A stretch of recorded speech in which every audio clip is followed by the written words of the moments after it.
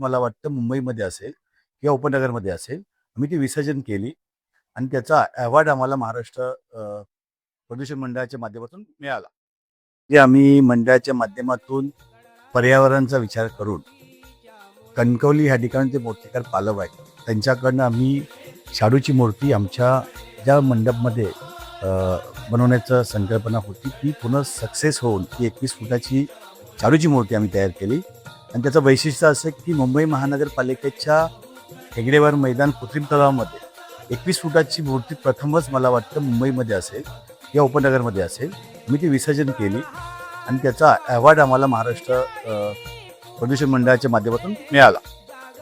काही सांगू तुम्हाला, यात डिंकाचा रस पासून आणि मातीचा लगदा त्याच्याने बनवली मूर्ती आहे आणि याचं विसर्जन 10 फुटाच्या कृत्रिम तलावामध्ये झालं आहे. 21 फुटाची मूर्ती आहे.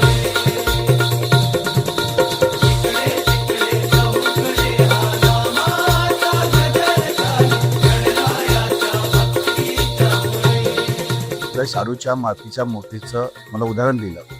ते करत असताना आम्हाला परत आम्ही POP मध्ये का जाऊ नये, पण त्याचा एक पर्याय म्हणून आम्ही प्रसिद्ध मूर्तिकार विजय खातू आणि त्यांच्या सोबतीत 2 काम करणारे भालचंद्र गहाळ आणि सतीश वडेरकर यांच्या माध्यमातून 21 फुटाची फायबरची मूर्ती आम्ही घडवली होती.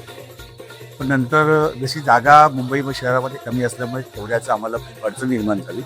म्हणून आम्ही कुठेतरी परत POP मध्ये जाण्याचा प्रयत्न संकल्पना केली.